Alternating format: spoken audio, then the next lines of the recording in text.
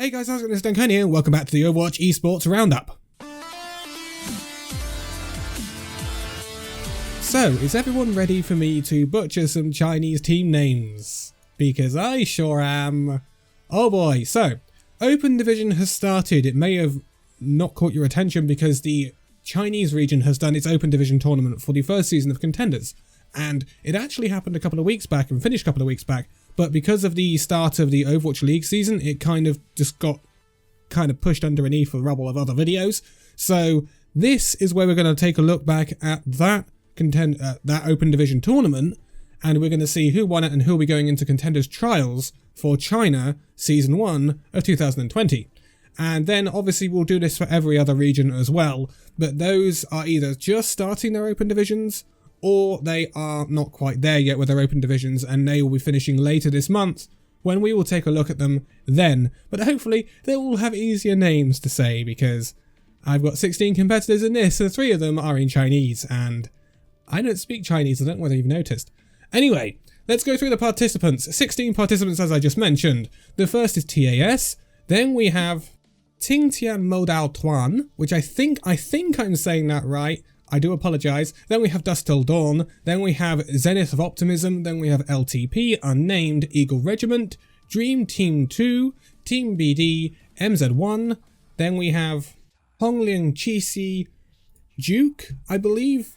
Again, sorry if I'm getting that wrong. I really do apologise. Then we have OTI, Zeus, AX13, Koldai Yaoguai, and then we have D Star. Oh, I love doing these videos because I get to butcher names. Oh dear, oh dear, oh dear. As you can see, 16 competitors, it means it's going to be a fairly long one because we've got double bracket eliminations as we do in most Overwatch tournaments now. So you've got a loser's bracket and a winner's bracket. And obviously 16 means we've got a pretty stacked bracket here. Now, in terms of the rules, 6 of these teams will go through to Contenders Trials. And they get a minimal Battle.net point prize. So, yay! For Open Division prize money. It's fantastic. For example, if you come 9th or lower, you get the equivalent of $8 in Battle.net points. Yay! If you come first, you get $73 in Battle.net points. Yay! Yay! Hooray for Tier 3. I really feel sorry for them. Jeez, it really could have been better. Anyway, moving on. First of all, we saw TAS taking on D-Star. TAS managed to get a 3-0 win over D-Star here in a pretty convincing victory. Then we had Dusk Till Dawn taking on AX13, where they would also see a heavy victory for Dusk Till Dawn, 3-0 again, who would proceed to the quarterfinals against TAS. Then we had LTP taking on OTI. This was a 3-0 win for LTP. You'll recognise that in the early days of Open Division, there are actually some pretty convincing victories. That's because it's kind of like an application system. So it kind of like, it weeds out the lower, not as good teams quite quickly. So LTP move on to the quarterfinals. Who would they be facing? It would either be Eagle Regiment or MZ1. MZ1 get a convincing victory in round 1 over the Eagle Regiment and would proceed to take on LTP in the quarterfinals. Then we have Dream Team 2 taking on Team BD. Again, Team BD would see a very convincing 3-0 victory over Dream Team 2 to get through to the quarterfinals.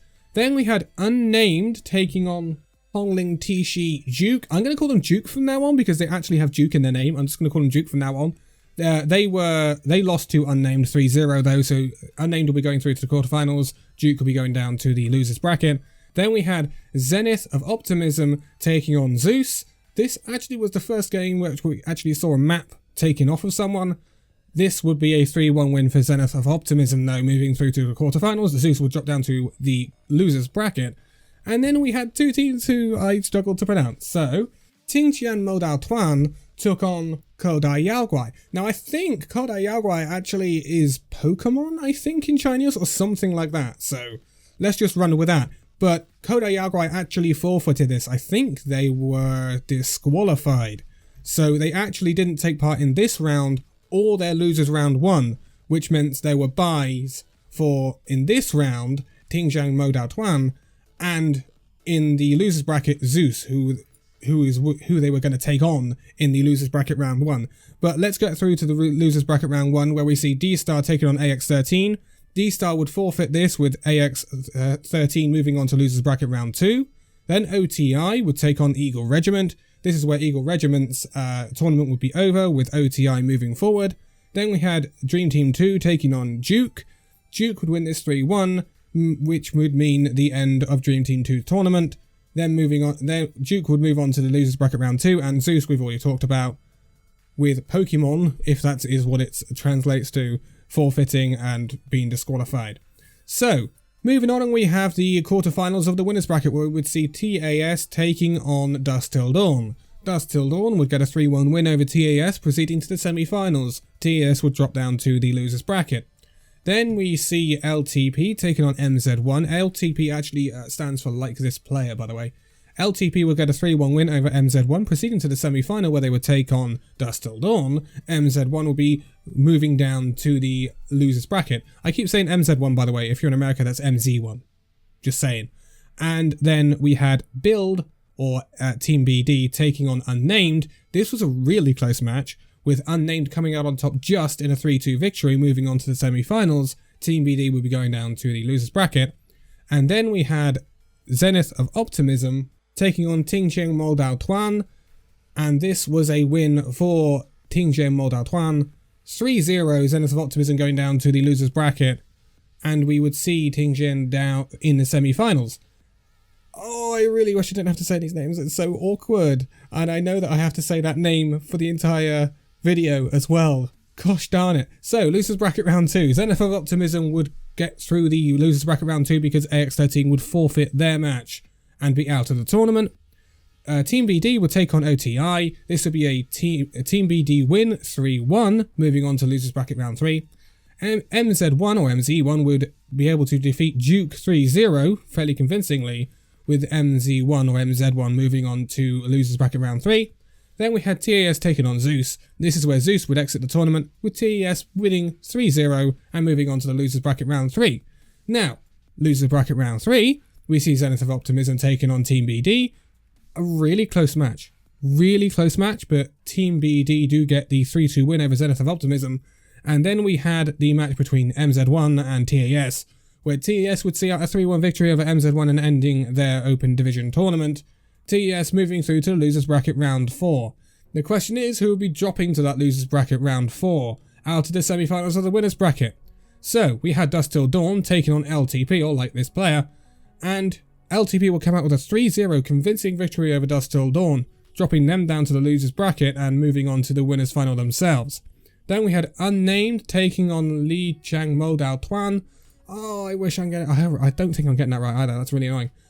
But Tingjiang Moldao Tuan would get a 3-0 win over Unnamed and move on to the winners bracket final. I told you I'd be saying that name a lot. Oh, gosh darn it.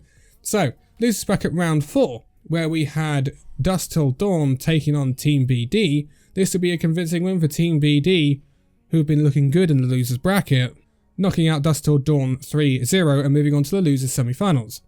Who would they face though? Would it be Unnamed or TAS? Well, TAS will get a 3-1 win over Unnamed, knocking them out, but when you look at it, that's actually a pretty good result because I think that will still see into the Contenders Trails. I will check in a minute. But TAS move on to the losers semi-finals. In the losers semi-finals, we see obviously Team BD take on TAS.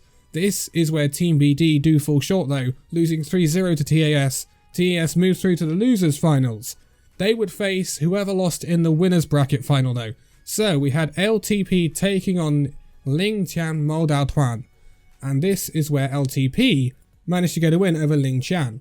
So that's actually a really good result for LTP. They move through to the grand finals. Lingqian Moldao Tuan would move down to the losers bracket final to take on TAS. Oh, these names are putting me off and I can't talk properly. Gosh darn it. Anyway, so the losers bracket finals where we saw Tingjiang Moldao Tuan take on TAS. This was a really, really close one, but Jing Tan move on to the grand final, getting a 3-2 win over TAS. Good tournament for TAS though, coming third basically is actually really good. So, nothing to be ashamed of there, and they will definitely be going through to Contenders Trails for 2020. But the grand final was between LTP and Jingqian Moldao Tuan, and it becomes a best of 7 format. So, you can get some crazy high map games here. And that's what I love about Contenders, because you don't really see that very often in the higher levels of Overwatch League and stuff like that. But this is a very narrow victory for Jingqian Modatuan, 4-3 over LTP. Really good result for them.